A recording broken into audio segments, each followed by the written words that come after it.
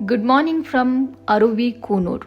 ಬೆಳಗ್ಗೆ ನಾವು 6 ಗಂಟೆಗೆ ಎದ್ವಿ. ಯಾಕಂತಂದರೆ ನಮಗೆ ಟಾಯ್ ಟ್ರೈನ್ ಇದ್ದಿದ್ದು 7:45ಗೆ. ಹಾಗಾಗಿ ಬೇಗ ಎದ್ದು ಫ್ರೆಶ್ ಅಪ್ ಆಗಿ ಮುಂಚಿನ ದಿವಸ ಯಾರು ಆಟೋ ಡ್ರೈವರ್ ಇದ್ದರು ಅವರನ್ನೇ ನಮಗೆ ಪಿಕಪ್ ಮಾಡೋದಕ್ಕೆ ಮೊದಲೇ ಹೇಳಿದ್ವಿ. ಸೊ ಅವರು ಅರುವಿ ಕಾಟೇಜ್ ಹತ್ರ ಬಂದಿದ್ದರು. ಪ್ರೀವಿಯಸ್ ಡೇ ಅವರು ನಮಗೆ 200 ರೂಪೀಸ್ ತಗೊಂಡಿದ್ರು ಬಸ್ ಸ್ಟಾಪಿಂದ ಅರುವಿಗೆ, ಅರುವಿಯಿಂದ ಬಸ್ ಸ್ಟಾಪ್ಗೆ ಏನೇ ಟ್ರಾವೆಲ್ ಮಾಡೋದಿದ್ರು. ಸೊ ನಮಗೂ ಖುಷಿ ಅನ್ನಿಸ್ತು. ನಾವು ಅವರು 1300 ಹೇಳಿದ್ರು, ಪರವಾಗಿಲ್ಲ 1500 ಇರಲಿ ಅಂತ ಕೊಟ್ಟಿದ್ವಿ.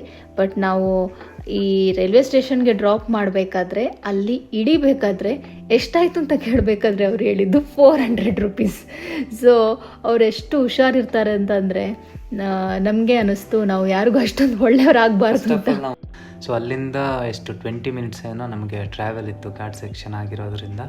ಸೊ ಅಲ್ಲಿಂದ 7:45 ಟ್ರೈನು ಕೂನೂರು ಟು ಉದಗಮಂಡಲಂ ಊಟಿಗೆ ಹೋಗೋವಂಥದ್ದು ಟಾಯ್ ಟ್ರೈನು. ರಿನೋವೇಷನ್ ಆಗ್ತಿರೋದ್ರಿಂದ ಅಷ್ಟೊಂದು ರೈಲ್ವೆ ಸ್ಟೇಷನ್ನ ಔಟ್ಸೈಡ್ ವ್ಯೂ ಏನಿದೆ ಅಷ್ಟೊಂದು ಚೆನ್ನಾಗಿ ಕಾಣಿಸಿಲ್ಲ. ಬಟ್ ಪ್ರೀವಿಯಸ್ ಡೇ ಕೂನೂರಿದ ವೆದರ್ ಹೆಂಗಿತ್ತು ಏನೂ ಕಾಣಿಸ್ತಿರ್ಲಿಲ್ಲ. ಬಟ್ ನಾವು ನೆಕ್ಸ್ಟ್ ಡೇ ಮಾರ್ನಿಂಗ್ ಹೇಳ್ಬೇಕಾದ್ರೆ ಮತ್ತೆ ಕೂನೂರು ನಾರ್ಮಲ್ ಆಗಿತ್ತು. ಸೊ ಟಾಯ್ ಟ್ರೈನ್ಗೆ ನಾವು ಕರೆಕ್ಟ್ ಟೈಮ್ಗೆ ಅಲ್ಲಿ ರೀಚ್ ಆದ್ವಿ. ಆಲ್ಮೋಸ್ಟ್ 7:30ಗೆ ಏನೋ ರೀಚ್ ಆದ್ವಿ ಅನಿಸುತ್ತೆ. ಸೊ ಒಂದು ಸ್ವಲ್ಪ ಹೊತ್ತು ನಮಗೆ ವಿಡಿಯೋ ಮಾಡೋದಕ್ಕೆ, ಫೋಟೋ ತೆಗಿಯೋದಕ್ಕೂ ಕೂಡ ಅಲ್ಲಿ ಟೈಮ್ ಸಿಕ್ತು. ಆನಂತರದಲ್ಲಿ ನಾವು ಟ್ರೈನ್ನ ಬೋರ್ಡ್ ಮಾಡಿದ್ವಿ. ಬಟ್ ನಾವು ಈ ಟಾಯ್ ಟ್ರೈನ್ನ ಬುಕ್ ಮಾಡೋದಕ್ಕೆ 1 ವೀಕ್ ಮುಂಚೆನೇ ನಾವು ಬುಕ್ ಮಾಡಿದ್ವಿ. ಒಂದು ಅಡ್ವಾಂಟೇಜು ವೀಕ್ ಡೇಸ್ ಹೋಗಿರೋದ್ರಿಂದ, ಇನ್ನೊಂದು ಅಡ್ವಾಂಟೇಜು 1 ವೀಕ್ ಪ್ರಯರ್ ನೀವು ಬುಕ್ ಮಾಡಿರೋದ್ರಿಂದ. ಸೊ ನಾವು ಫಸ್ಟ್ ಕ್ಲಾಸಲ್ಲೇ ಬುಕ್ ಮಾಡಿದ್ವಿ. For 2 members it is around 700 ಆಯಿತು ನಮಗೆ. ಫಸ್ಟ್ ಕಂಪಾರ್ಟ್ಮೆಂಟಲ್ಲಿ ಫಸ್ಟ್ ಸೀಟಲ್ಲಿ ನಾವು ಕೂತಿದ್ವು. ಅಂದರೆ ಡ್ರೈವರ್ ಇದ್ದು ಬ್ಯಾಕ್ ಸೈಡಲ್ಲಿ ಕೂತಿದ್ದು. ತುಂಬಾ ಅಡ್ವಾಂಟೇಜ್ ಅದರಲ್ಲಿ ಕೂತ್ರೆ. ಅದರಲ್ಲೂ ನಾವು ಬೆಳಿಗ್ಗೆ ಬೇಗ ಹೋದರೆ ಇನ್ನೂ ಅಡ್ವಾಂಟೇಜ್. ಯಾಕಂತಂದರೆ ಅಷ್ಟೊಂದು ಜನ ಆ ಟ್ರೈನಿಗೆ ಬರಲ್ಲ. ಜೊತೆಗೆ ಸೊ ನಮಗೆ ಮುಂದ್ಗಡೆಯಿಂದನೂ ನೋಡ್ಬೋದು, ರೈಟ್ ಸೈಡಿಂದನೂ ನೋಡ್ಬೋದು, ಲೆಫ್ಟ್ ಸೈಡಿಂದ ನೋಡ್ಬೋದು.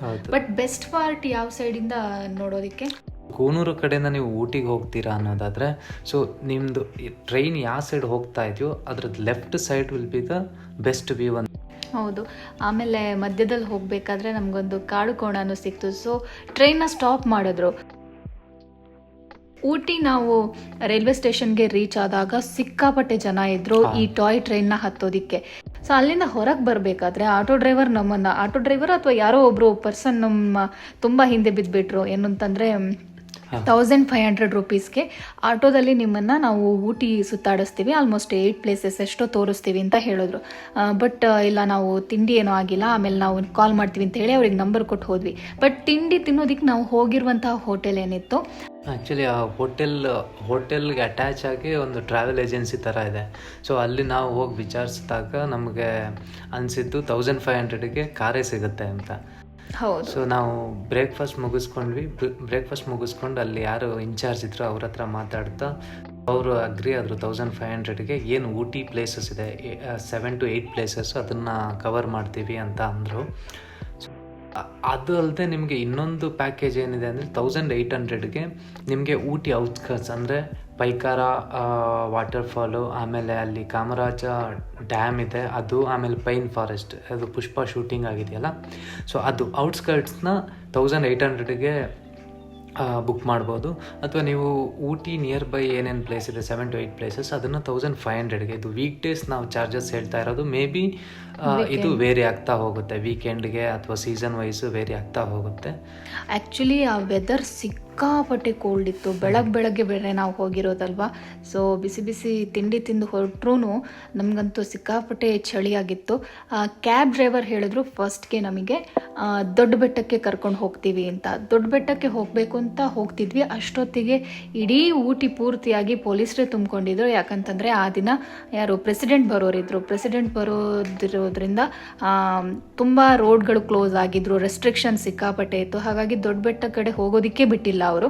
ಅದಕ್ಕೆ ಅವ್ರು ಹೇಳಿದ್ರು ಫಸ್ಟ್ ನೀವು ಬೊಟಾನಿಕಲ್ ಗಾರ್ಡನ್ಗೆ ಹೋಗಿ ಅಂತ. ಸೊ ಬೊಟಾನಿಕಲ್ ಗಾರ್ಡನ್ದು ಎಂಟ್ರಿಗೂ ಹೋಗೋಕೆ ಬಿಟ್ಟಿಲ್ಲ ಕಾರಣ. ನಾವು ಒಂದು ಕಡೆ ಇಳ್ಕೊಂಡ್ಬಿಟ್ಟು ನಾವು ನಡ್ಕೊಂಡು ಹೋದ್ವಿ. ನಡ್ಕೊಂಡು ಹೋಗಬೇಕಾದ್ರೆ ಕಾನ್ವೆ ಅಲ್ಲಿ ಬರ್ತಾ ಇತ್ತು, ಎಲ್ಲಿ ಹೋದರೂ ರಿಸ್ಟ್ರಿಕ್ಟ್ ಮಾಡ್ತಾ ಇದ್ರು ಪೊಲೀಸರು. ಅದಕ್ಕಾಗಿ ನಮಗೆ ಸೊ ಫಸ್ಟ್ ಆಫ್ ಆಲ್ ನಾವು 350 to 400 ಮೀಟರ್ಸ್ ವಾಕ್ ಮಾಡ್ಕೊಂಡು ಹೋದ್ವಿ ಬೊಟಾನಿಕಲ್ ಗಾರ್ಡನ್ಗೆ. ಅಲ್ಲಿ ಹೋಗ್ತಾ ಇದ್ದಂಗೆ ಮೇ ಬಿ ಅವರು ಆ್ಯಕ್ಚುಲಿ ರಾಜ್ಭವನದಲ್ಲಿ ಸ್ಟೇ ಆಗಿದ್ರು. ಹೌದು, ಆ್ಯಕ್ಚುಲಿ ರಾಜ್ಭವನ್ ಇರುವಂಥದ್ದು ಬೊಟಾನಿಕಲ್ ಗಾರ್ಡನ್ನ ತುದಿಯಲ್ಲಿ. ಹಾಗಾಗಿ ಅಲ್ಲಿ ರೆಸ್ಟ್ರಿಕ್ಷನ್ ಸಿಕ್ಕಾಪಟ್ಟೆ ಇತ್ತು. ಆಮೇಲೆ ನಮಗೆ ಬೊಟಾನಿಕಲ್ ಗಾರ್ಡನ್ ಹೋಗಿ ಅಲ್ಲಿ ಟಿಕೆಟ್ ತಗೋಬೇಕಾದ್ರೆ ಪರ್ ಹೆಡ್ 100 ರೂಪೀಸ್ ಇದ್ದಿದ್ದಲ್ವಾ, ನಮ್ಮಿಬ್ಬರಿಗೆ 200 ರೂಪೀಸ್ ಆಯಿತು. ಇದು ವೀಕ್ ಮಿಡ್ಲಲ್ಲಿ. ಒಂದು ವೇಳೆ ನಾವು ವೀಕೆಂಡಲ್ಲಿ ಹೋಗೋದು ಅಂತಾದರೆ 150 ಇರುತ್ತೆ ಅನಿಸುತ್ತೆ ಟಿಕೆಟ್. ಫ್ಲವರ್ ಶೋ ಎಲ್ಲ ಇದ್ದಾಗ ಪ್ರೈಸ್ ವೇರಿ ಆಗ್ತಾ ಹೋಗುತ್ತೆ. ಇನ್ ಶಾರ್ಟಲ್ಲಿ ಹೇಳ್ಬೇಕಂದ್ರೆ ಏನು ಊಟಿ ಪ್ಲೇಸಸ್ ಇದ್ದಾವೆ ಆಲ್ಮೋಸ್ಟ್ ತುಂಬ ಕಮರ್ಷಿಯಲ್ ಆಗಿಬಿಟ್ಟಿದೆ. ಅಂದರೆ ದುಡ್ಡಿಗೋಸ್ಕರನೇ ಇದು ಮಾಡ್ತಾರೆ. ಸೊ ಗಾರ್ಡನ್ ಅನ್ನೋದು ಸೇಮ್ ಹಂಗೆ ಇರುತ್ತೆ, ಯಾವಾಗಲೂ ಹಂಗೆ ಇರುತ್ತೆ. ಬಟ್ ಇವ್ರದ್ದು ಪ್ರೈಸ್ ವೇರಿ ಆಗ್ತಾ ಹೋಗ್ತಾ ಇರುತ್ತೆ.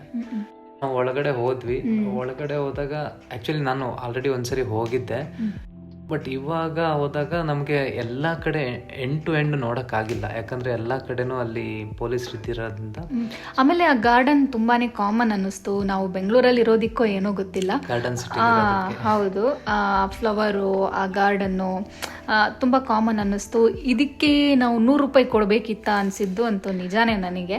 ಸೊ ಅಲ್ಲಿ ಮೇಲ್ಗಡೆ ಎಲ್ಲ ಹೋಗಿ ವ್ಯೂ ಎಲ್ಲ ನೋಡಿ ಮತ್ತೆ ವಾಪಸ್ ಬರಬೇಕಾದ್ರೆ ಮತ್ತೆ ರೆಸ್ಟ್ರಿಕ್ಷನ್ ಇತ್ತು, ಆ ಕಡೆಯಿಂದ ಹೋಗಬೇಡಿ ಈ ಕಡೆಯಿಂದ ಹೋಗಬೇಡಿ ಅಂತ. ಅಲ್ಲಿಂದ ನೆಕ್ಸ್ಟ್ ಹೋಗಿರೋದು ನಾವು ರೋಸ್ ಗಾರ್ಡನ್ಗೆ. ಸೊ ಮತ್ತೆ ಗಾರ್ಡನ್, ಅದು ರೋಸ್ ಗಾರ್ಡನಲ್ಲೂ ಹಾಗೆ ನಾವು entry fees per head 75 rupees ಏನೋ ಕೊಟ್ವಿ. ನಾವು ರೋಸ್ ಗಾರ್ಡನ್ ಎಂಟ್ರಿ ಆಗ್ತಾನೆ ಅಲ್ಲಿ ಕೆಲವು ಟೂರಿಸ್ಟ್ಗೆ ಅಲ್ಲಿ ಸೆಕ್ಯೂರಿಟಿ ಫೋಟೋ ತೆಗಿಬೇಡಿ ಅಂತ ಹೇಳ್ತೀವಿ. ನಾವು ಅಂಥದ್ದು ಏನಿದೆ ಅಂತ ಒಳಗಡೆ ಹೋಗಿ ನೋಡಿದಾಗ so it is same garden, but ಮಿಡ್ಲಲ್ಲಿ ರೋಸ್ ಇದ್ದು ಫುಲ್ಲು ಇದ್ದು ಹಾಕಿದ್ದಾರೆ. ಬಟ್ ಹಾಂ, ಆ ರೋಸಸ್ಸು ಅಷ್ಟೇ ಆಲ್ಮೋಸ್ಟ್ ಮೈಂಟೆನೆನ್ಸ್ ಮೇ ಬಿ ಕಮ್ಮಿ ಆಗಿತ್ತೋ ಏನೋ ಗೊತ್ತಿಲ್ಲ. ಸೊ ನಾವು ಇಷ್ಟೇನಾ ಅಂತ ಅಂದ್ಕೊಂಡ್ವಿ. ನೋಡಿದಾಗ ಅವ್ರು ಸ್ವಲ್ಪ ಹೇಳಿದ್ರು, ಸ್ವಲ್ಪ ಕೆಳಗಡೆ ಹೋಗಿ ನೋಡಿ ಇದು 3 ಸ್ಟೆಪ್ಸ್ ಇದೆ ಅಂತ. But it is same. ಮತ್ತೆ ಗಾರ್ಡನ್ ಮತ್ತೆ ವಾಕ್ ಮಾಡಬೇಕು. ಆಮೇಲೆ ವೆದರ್ ಅಂತೂ ಸಿಕ್ಕಾಪಟ್ಟೆ ಚಳಿ ಇತ್ತು. ಅಷ್ಟೊಂದು ಪೇಷನ್ಸು ನಮಗಿರಲಿಲ್ಲ ಈ ಗಾರ್ಡನ್ನ ಏನು ನೋಡೋದು ಅಂತಲೇ ಅನ್ನಿಸ್ತು. ಆ ಎಂಟ್ರಿ ಏನಿದೆ ಅಲ್ಲಿ ನಿಂತ್ಕೊಂಡು ಫೋಟೋ ತೆಗೆದ್ರೇನು ಗೊತ್ತಾಗುತ್ತೆ ನಮಗೆ ಏನು ವ್ಯೂ ಇದೆ, ಏನು ಒಳಗಡೆ ಇದೆ ಅಂತ. ಅದಕ್ಕಾಗಿ ಅಲ್ಲಿ ಸೆಕ್ಯೂರಿಟಿ ಫೋಟೋ ತೆಗಿಯೋಕೆ ಬಿಡ್ತಿರ್ಲಿಲ್ಲ. ಅಲ್ಲೊಂದು ಸ್ವಲ್ಪ ಹೊತ್ತು ನಾವು ಫೋಟೋ ಎಲ್ಲ ತೆಗೆದು ಮತ್ತೆ ವಾಪಸ್ ನೆಕ್ಸ್ಟ್ ಹೋಗಿರೋದು ನಾವು ಬೋಟ್ ಹೌಸ್. ಹೌದು. ಸೊ ಬೋಟ್ ಹೌಸ್ಗಿಂತ ಮುಂಚೆ ಆ್ಯಕ್ಚುಲಿ ಇನ್ನೊಂದು ಇತ್ತು, ಅಂದರೆ ಅದು ಅವ್ರದ್ದು ಪ್ಯಾಕೇಜಲ್ಲಿ ಕರ್ನಾಟಕ ಗಾರ್ಡನ್ ಅಂತ ಇತ್ತು. ಸೊ ಗೌರ್ಮೆಂಟ್ ಗಾರ್ಡನ್ ಅಂತ. ಸೊ ನಮಗೆ ಗಾರ್ಡನ್ ಬೆಳಗ್ಗೆ 2 ಕಡೆ ಗಾರ್ಡನ್ನ ಆಲ್ರೆಡಿ ನೋಡಿದ್ದೀವಿ. ನಾವು ಅದನ್ನು ಸ್ಕಿಪ್ ಮಾಡೋಣ ಅಂತ ಹೇಳ್ಬಿಟ್ಟು ನೆಕ್ಸ್ಟು ಬೋಟ್ ಹೌಸಿಗೆ ಕರ್ಕೊಂಡು ಹೋಗ್ತೀನಿ ಅಂದರೆ, ಯಾಕಂದರೆ ದೊಡ್ಡ ಬೆಟ್ಟಗೆ ಅಲೌ ಮಾಡ್ತಾ ಇದ್ದಿದ್ದೆ 1:30 ಆದಮೇಲೆ ಆವತ್ತಿನ ದಿನ. ಬಿಕಾಸ್ ಆಫ್ ಪ್ರೆಸಿಡೆಂಟು ಎಲ್ಲೋ ಆ ರೂಟಲ್ಲೇ ಎಲ್ಲೋ ಟ್ರಾವೆಲ್ ಮಾಡೋದಿತ್ತು ಅಂತ ಅದು ತುಂಬ ರಿಸ್ಟ್ರಿಕ್ಟ್ ಮಾಡಿದರು. ಹಾಗಾಗಿ ನಾವು ಬೋಟ್ ಹೌಸ್ಗೆ ಹೋದ್ವಿ. ಬೋಟ್ ಹೌಸಲ್ಲೂ ಅಷ್ಟೇ ಆ್ಯಕ್ಚುಲಿ ಊಟಿ ಪೂರ್ತಿ ಕಮರ್ಷಿಯಲ್ ಆಗಿಬಿಟ್ಟಿದೆ. ಇದನ್ನು ನಾವು ಕೂನೂರು ಮತ್ತು ಊಟಿ ಕಂಪ್ಯಾರಿಸನ್ ಮಾಡೋದಾದರೆ, ನಾವು ಕೂನೂರಲ್ಲಿ ತಗೊಂಡಿರುವಂಥ ಟೀ ಪೌಡರ್ ಏನಿದೆ ಅದೇ ಟೀ ಪೌಡರ್ಗೆ ಇಲ್ಲಿ 100 ರೂಪಾಯಿ ಡಿಫ್ರೆನ್ಸ್ ಇದೆ. ಹಾಗೆ ಪ್ರತಿಯೊಂದು ವಸ್ತುವಲ್ಲೂ ಹಾಗೆ, ಚಾಕ್ಲೇಟು ಹಾಗೆ, ಪ್ರತಿಯೊಂದು ವಸ್ತುವಲ್ಲೂ ಹಾಗೆ ತುಂಬಾ ಕಾಸ್ಟ್ಲಿ ಊಟಿ. ಆಮೇಲೆ ಸಿಕ್ಕಾಪಟ್ಟೆ ಜನನೂ ಓಡಾಡ್ತಾರೆ. ನಾವು ವೀಕ್ ಮಿಡ್ಲ್ ಹೋಗಿದ್ರೂ ಕೂಡ ಜನ ಸಿಕ್ಕಾಪಟ್ಟೆ ಇದ್ದರು. ನೀನು ಇದು ಪೆಡ್ಲಿಂಗ್ ಬೋಟ್ ತಗೊಳ್ತೀಯ ಆದರೆ 350 ಪರ್ ಹೆಡ್, ಇಬ್ಬರಿಗೆ ಆಲ್ಮೋಸ್ಟ್ 700 ರೂಪೀಸು. ಅದು ಬಿಟ್ಟರೆ ನೀವು ಗ್ರೂಪ್ ಯಾರು ಇತ್ತು ಅಂದರೆ ನಿಮಗೆ ವರ್ತ್ ಆಗುತ್ತೆ. ಯಾಕಂದರೆ ಸೊ 12 ಮೆಂಬರ್ಸ್ ಇರೋ ಬೋಟಿಗೆ 1800 1200 ಏನೋ ಹೇಳ್ತಾ. ನಾವು ಗ್ರೂಪ್ ಬೋಟಲ್ಲಿ ಹೋಗ್ತೀವಿ ಅಂದಾಗ ಇಲ್ಲ ನೀವಿಬ್ಬರೇ ಇರೋದು, ಹಾಗಾಗಿ ನಿಮಗೆ ಗ್ರೂಪ್ ಬೋಟಲ್ಲಿ ಹೋಗೋಕ್ಕಾಗಲ್ಲ, ನೀವು 10 ಜನ ಬರಬೇಕು ಅಂತ ಅವ್ರು ಹೇಳಿದ್ರು. ಅಂದರೆ ಅದು ಕಮರ್ಷಿಯಲ್ ಮೈಂಡ್ ಅಂತ ಅನಿಸುತ್ತೆ. ಯಾಕಂತಂದರೆ ನಾವು ಸಿಂಗಲ್ ಬೋಟ್ ತಗೋಬೇಕು ಅನ್ನೋದು ಅವರ ಮೈಂಡಲ್ಲಿ ಇತ್ತೋ ಏನೋ, ಅದಕ್ಕೋಸ್ಕರ ಅವರು ಇಲ್ಲ ನೀವು ಗ್ರೂಪ್ ಬೋಟಲ್ಲಿ ಹೋಗೋಕ್ಕಾಗಲ್ಲ ಅಂತಂದರು. ಅದೇ ಸಿಂಗಲ್ ಬೋಟಿಗೆ ಅವ್ರು ಹೇಳಿದ್ದು 250 ಪ್ಲಸ್ 200 ನೀವು ಎಕ್ಸ್ಟ್ರಾ ಬೋಟ್ ಅದು ಅಲ್ಲದೆ ಮೋಟರ್ ಬೋಟ್ ಅಲ್ಲ ಅದು. ಸೊ ಅದು ಹುಟ್ಟು ಹಾಕ್ಬಿಟ್ಟು ಓಡಿಸ್ತಾರೆ ಆ ಬೋಟಿಗೆ. ಸೊ ನಮಗೇನು ಫಸ್ಟ್ ಆಫ್ ಆಲ್ ನಮಗೆ ಬೋಟಿಂಗ್ ಇಂಟ್ರೆಸ್ಟ್ ಇರಲಿಲ್ಲ. ನಾವೇನು ಮಾಡಿದ್ವಿ, ಇನ್ನೂ ಟೈಮ್ ಇತ್ತು, 12:30 ಏನೋ ಅಲ್ಲಿ ಮುಗಿಸಿತ್ತು. ನಮ್ಮದು ಸ್ಟೇ ಬಂದ್ಬಿಟ್ಟು ಅಲ್ಲೇ 200 ಮೀಟರ್ ಆಗಿರೋದ್ರಿಂದ ಅದನ್ನು ನಾವು ಆಲ್ರೆಡಿ ಬುಕ್ ಮಾಡಿದ್ವಿ. ಸ್ಟೇನ ನಾವು 1 ವೀಕ್ ಮುಂಚೆನೇ ಬುಕ್ ಮಾಡಿದ್ವಿ. ಅದು ಲೇಕ್ ಫ್ರಂಟ್ ಹೋಟೆಲ್ ಆಗಿರೋದ್ರಿಂದ ನಿಮಗೆ ಲೇಕ್ ವ್ಯೂ ಸಿಗುತ್ತೆ ಟಾಪಿಂದ. ಅದೇ ಬೋಟ್ ಹೌಸ್ ಏನಿತ್ತು ಅದರ ಮೇಲ್ಗಡೆನೇ ಇರುವಂಥ ಒಂದು ರೆಸಾರ್ಟ್ ಇದ್ದಿದ್ದು. ಕರೆಕ್ಟ್. ಬಟ್ ಅಲ್ಲಿಗೆ ಹೋಗೋಕ್ಕಿಂತ ಮುಂಚೆ ನಾವು ಥ್ರೆಡ್ ಗಾರ್ಡನ್ ಹೋದ್ವಿ. Yes, correct. So thread garden ಅನ್ನೋದು ನಮಗೆ ಅಲ್ಲಿ 2 ಗಾರ್ಡನ್ಗಿಂತನೂ ಇದು ಸ್ವಲ್ಪ ಇಂಟ್ರೆಸ್ಟಿಂಗ್ ಅನ್ಸು. ಯಾಕಂದರೆ ವರ್ಲ್ಡ್ ರೆಕಾರ್ಡ್ ಬೇರೆ ಆಗಿತ್ತು. ಗಿನ್ನಿಸ್ ವರ್ಲ್ಡ್ ರೆಕಾರ್ಡ್ ಹೋಲ್ಡರ್ ಅವರು ಮಾಡಿರೋದು. ಥ್ರೆಡ್ಸ್ನೇ ಯೂಸ್ ಮಾಡಿಕೊಂಡು, ಕಲರ್ ಥ್ರೆಡ್ಸ್ನ ಯೂಸ್ ಮಾಡಿಕೊಂಡು ಫ್ಲವರ್ ಪಾಟ್ಗಳನ್ನೆಲ್ಲ ರೆಡಿ ಮಾಡಿದ್ರು. ಅದೇನು 30 ರೂಪೀಸ್ ಪರ್ ಹೆಡ್ ಇತ್ತು.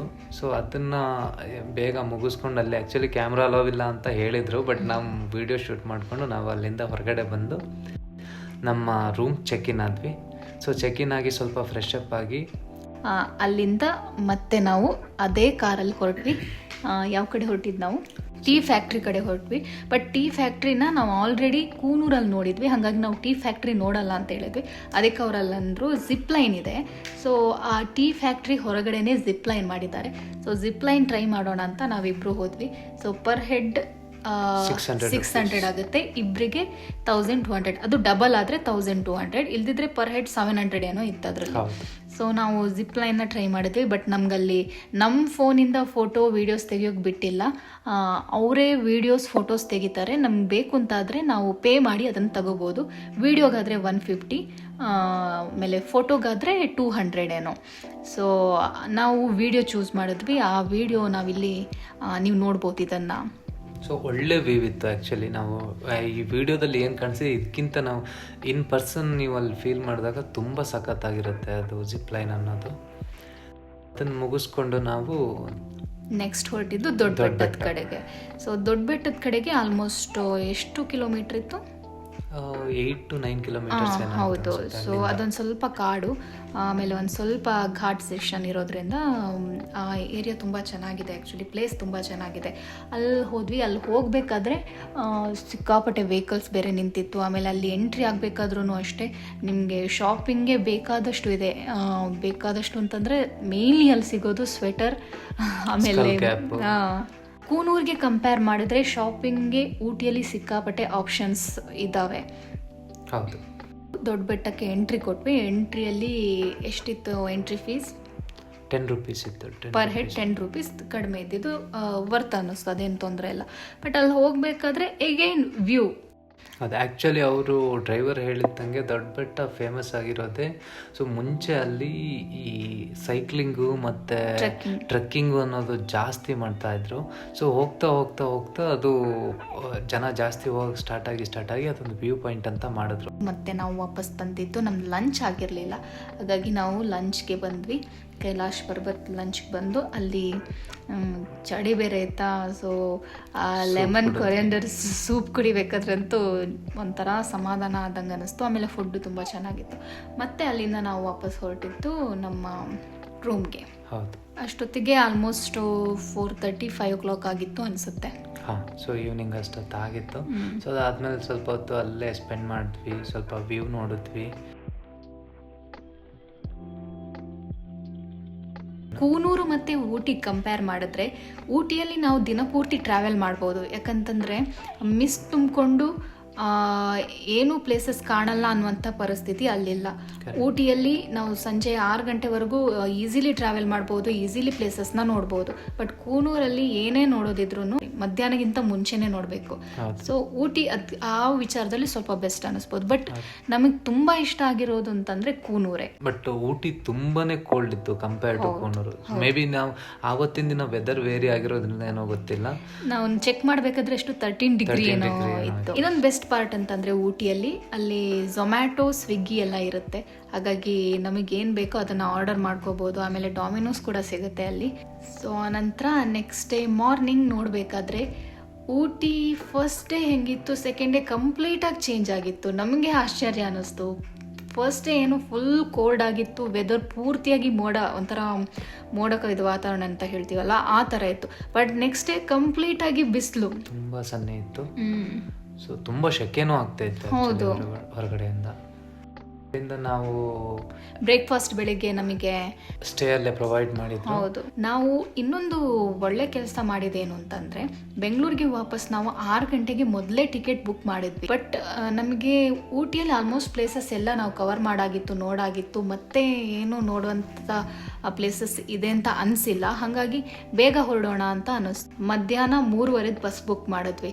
ಸೊ 3:30ವರೆಗೆ ನಮ್ಗೆ ಸಿಕ್ಕಾಪಟ್ಟೆ ಟೈಮ್ ಇತ್ತು ಊಟಿಯಲ್ಲಿ. ಹಾಗಾಗಿ ಈ ಹೋಟೆಲಿಂದ ನಾವು 12:00ವರೆಗೆ ಚೆಕ್ಔಟ್ ಆದ್ವಿ. ಅಲ್ಲಿಂದ ಮುಂದ್ಗಡೆನೆ ಮತ್ತೆ ಬೋಟ್ ಹೌಸ್ ಇತ್ತಲ್ಲ, ಸುಮ್ಮನೆ ಹೋಗಿ ಅಲ್ಲಿ ಮತ್ತೆ ಟೈಮ್ ಪಾಸ್ ಮಾಡಿ ಅಲ್ಲಿಂದ ಆಟೋ ಹಿಡಿದು ನಾವು ಲಂಚ್ಗೆ ಅಂತ ಹೋಟೆಲ್ಗೆ ಹೋದ್ವಿ. ಬೋಟ್ ಹೌಸಿಂದ ಹೋಟೆಲ್ಗೆ ಎಷ್ಟು 150 ರೂಪೀಸ್ ತಗೊಂಡ್ರು. ಸೊ ಅಲ್ಲಿ ಲಂಚ್ ಮುಗಿಸಿ ಮತ್ತೆ ಹೋಟೆಲಲ್ಲಿ ಒಂದು ಸ್ವಲ್ಪ ಹೊತ್ತು ಟೈಮ್ ಸ್ಪೆಂಡ್ ಮಾಡಿ, ಒಂದು ಅರ್ಧ ಗಂಟೆ ಅಲ್ಲೇ ಟೈಮ್ ಸ್ಪೆಂಡ್ ಮಾಡಿ ಮತ್ತೆ ಅಲ್ಲಿಂದ ಆಟೋ ಹಿಡಿದು ಬಸ್ ಸ್ಟಾಪಿಗೆ ಬಂದ್ವಿ. ಸೊ 80 ರೂಪೀಸ್ ತಗೊಂಡ್ರು ಹೋಟೆಲಿಂದ ಬಸ್ ಸ್ಟಾಪ್ಗೆ. ಸ್ಟಾಪಲ್ಲಿ ನಮಗೆ 3:30 ಬಸ್ ಇತ್ತು. 3:30 ಎಕ್ಸಾಕ್ಟಾಗಿ ಬಸ್ ಹೊರಡ್ತು. ಬಟ್ ನಾವು ಬೆಸ್ಟ್ ಡಿಸಿಷನ್ ತಗೊಂಡಿದ್ದು ಅಂತ ಅನಿಸಿತ್ತು. ಯಾಕಂತಂದರೆ ಮಧುಮಲೈ ಬೆಟ್ಟ ಸಿಗುತ್ತೆ. ಸೊ ಅಲ್ಲೂ ವ್ಯೂ ತುಂಬಾ ಚೆನ್ನಾಗಿರುತ್ತೆ. ಹಗಲಾಗಿರೋದ್ರಿಂದ ವಿಂಡೋ ಸೀಟಲ್ಲಿರೋದ್ರಿಂದ ನಮಗೆಲ್ಲ ವ್ಯೂ ತುಂಬ ಚೆನ್ನಾಗಿ ಕಾಣುತ್ತೆ. ಅಲ್ಲಿಂದ ಮುಂದೆ ಬರ್ತಾ ನಮಗೆ ನೆಕ್ಸ್ಟ್ ಸಿಗೋದೆ ಬಂಡೀಪುರದಲ್ಲೂ ಅಷ್ಟೇ. ಬಂಡೀಪುರ ರೀಚ್ ಆಗಬೇಕಾದ್ರೆ ಒಂದು ಸ್ವಲ್ಪ ಕತ್ಲಾಗಿತ್ತು. ಬಟ್ ಮಧುಮಲೈ ಹತ್ರ ಬರಬೇಕಾದ್ರೆ ನಮಗೆ ಕಾಡ್ಕೋಣ, ಜಿಂಕೆ, ಕಡವೆ, ಕಾಡ್ಹಂದಿ, ಆನೆ, ಎಷ್ಟೆಲ್ಲ ಪ್ರಾಣಿ ಸಿಕ್ತು ಅಂತಂದರೆ ನಿಜ ಖುಷಿ ಅನ್ನಿಸ್ತು ನಮಗೆ. ಅದು ಬೇರೆ ಬಸ್ಸಿದ್ದು ವಿಂಡೋ ಸಿಕ್ಕಾಪಟ್ಟೆ ದೊಡ್ಡದು ಗ್ಲಾಸ್ದು. ಸೊ ನಾವು ಸಫಾರಿಗೆ ಹೋದಂಗೆ ಅನ್ನಿಸ್ತು ಆ ರೂಟಲ್ಲಿ ಬರಬೇಕಾದ್ರೆ. ಬಟ್ ಬಂಡೀಪುರ ಬರಬೇಕಾದ್ರೆ ಒಂದು ಸ್ವಲ್ಪ ಕತ್ಲಾಯಿತು. ಊಟಿಯಿಂದ 3:30 ಬಸ್ಸಲ್ಲಿ ಹೊರಟ್ವಿ. ಬೆಂಗಳೂರು ರೀಚ್ ಆಗಬೇಕಾದ್ರೆ ನಾವು ಆಲ್ಮೋಸ್ಟ್ 10:30 ಆಗಿತ್ತು. ಮಧ್ಯದಲ್ಲಿ ಒಂದು ಸಲ ಸ್ಟಾಪ್ ಕೊಟ್ಟಿದ್ರು, ಅರ್ಧ ಗಂಟೆ. ಮನೆಗೆ ಆಲ್ಮೋಸ್ಟ್ ನಾವು ವಿದಿನ್ 11 o'clock ರೀಚ್ ಆಗಿದ್ವಿ. 2 night 3 daysನ ಎಕ್ಸ್ಪೆನ್ಸಸ್ ಏನಿದೆ ಅದೆಲ್ಲವನ್ನು ನಾವು ಕಂಪ್ಲೀಟಾಗಿ ನಿಮ್ಗೆ ತೋರಿಸ್ತೀವಿ. ಪರ್ ಹೆಡ್ ಎಷ್ಟಾಯಿತು ಅಂತ. ನಾವು ಟ್ರಾವೆಲ್ ಮಾಡೋದ್ರಲ್ಲಿ ನಮಗೆ ಏನು ಅನ್ನಿಸ್ತು ಅಂತಂದರೆ ಪ್ಯಾಕೇಜ್ಗಿಂತ ನಾವೇ ಟ್ರಾವೆಲ್ ಮಾಡೋದು ಚೀಪ್ ಆ್ಯಂಡ್ ಬೆಸ್ಟ್ ಅಂತ ನಮಗೆ ಅನ್ನಿಸ್ತು. ಯಾಕಂತಂದರೆ ನೀವು ಚೆಕ್ ಮಾಡಬೇಕಾದ್ರೆ ಪ್ಯಾಕೇಜಲ್ಲಿ ಎಷ್ಟಿತ್ತು? ಲೀಸ್ಟ್ ಪ್ಯಾಕೇಜ್ ಅಂತ ಅವ್ರು ನಮಗೆ ಕೊಟ್ಟಿರೋದು 13,500 ಏನೋ ಪರ್ ಹೆಡ್ಡು. ಬಟ್ ಅದು ನಮ್ಮನ್ನು ಕೊಯಮತ್ತೂರಿಂದ ಪಿಕ್ ಮಾಡ್ತಾರೆ. Bengaluru to Coimbatore to Bengaluru expenses ನೀವೇ ನೋಡ್ಕೋಬೇಕು. ನಮ್ಮ ಪ್ರಕಾರ ಬಸ್ಸು ನೀವು ಒಂದು ವಾರ 15 ದಿನ ಮುಂಚೆ ಬುಕ್ ಮಾಡೋದಾದ್ರೂ ಮಿನಿಮಮ್ 800 to 900 rupees ಇದ್ದೇ ಇರುತ್ತೆ. KSRTC ಇರ್ಬೋದು ಅಥವಾ ನೀವು ರೆಡ್ ಬಸ್ಸಿಂದ ಬುಕ್ ಮಾಡೋದಿರ್ಬೋದು.